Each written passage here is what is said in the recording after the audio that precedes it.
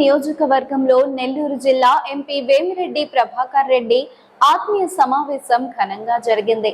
ఈ కార్యక్రమంలో భాగంగా కావలి ఎమ్మెల్యే కావ్య మాట్లాడుతూ ప్రజా సమస్యల గురించి వివరించారు. ఈ విధంగా ప్రజలు సమిష్టిగా ఈ విన్నపాన్ని వినమ్రంగా సమర్పించారు.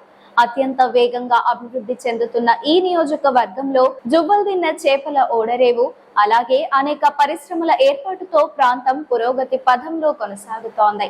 ఇటువంటి వేగవంతమైన అభివృద్ధికి అనుగుణంగా రవాణా సదుపాయాలు కూడా మెరుగుపడాలనే ఆశతో ప్రజలు ఈ విన్నపాన్ని మీ దృష్టికి తీసుకొచ్చారు. కావలి రైల్వే స్టేషన్ పై 3 లక్షల మందికి పైగా ప్రజలు ఆధారపడుతున్నారు. ఉదయగిరి, తెట్టు, గుడ్లూరు వంటి పరిసర ప్రాంతాల ప్రజలు ఈ స్టేషన్ ద్వారా ప్రయాణం సాగిస్తున్నారు.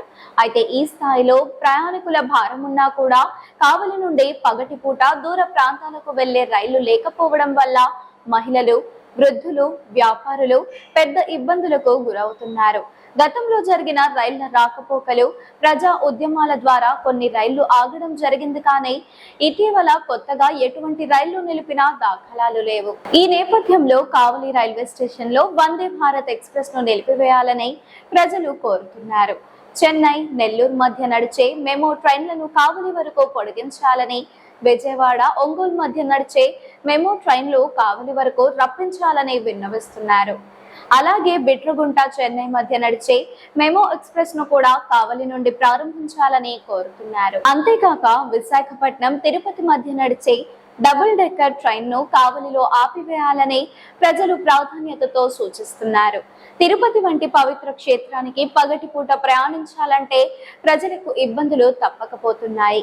కనుక ఈ రైళ్లను కావలిలో నిలిపితే ప్రాంత ప్రజలకు ఎంతో ఉపశమనం లభిస్తుంది. ఇది విద్యార్థులు, ఉద్యోగస్తులు, భక్తులకు అమూల్యమైన సహాయంగా నిలుస్తుంది. అదనంగా బిజినెస్ పరంగా ప్రయాణించే ప్రయాణికుల కోసం కొన్ని ప్రధాన సూపర్ ఫాస్ట్ రైళ్లు కావలిలో ఆగాల్సిన అవసరం ఉంది. అందులో భాగంగా Bengaluru Howrah express, Sabari express, Sanghamitra express, Chennai Howrah mail వంటి ట్రైన్లను కావలిలో నిలిపితే ప్రజల ప్రయాణ సౌలభ్యం మెరుగుపడుతుంది. ప్రజలు ఎన్నో సంవత్సరాల విన్నపాలను మీరు అనుసంధానిస్తూ ఈ రైళ్ల సదుపాయాలను కల్పించి కావలి అభివృద్ధికి మరింత ఊతమివ్వాలని ఆశాభావంతో మేము మిమ్మల్ని కోరుతున్నామని అన్నారు. ఈ వీడియో మీకు నచ్చినట్లయితే లైక్ చేయండి. మరిన్ని లేటెస్ట్ అప్డేట్స్ కోసం వెంటనే మన ఛానల్ ను సబ్స్క్రైబ్ చేయండి.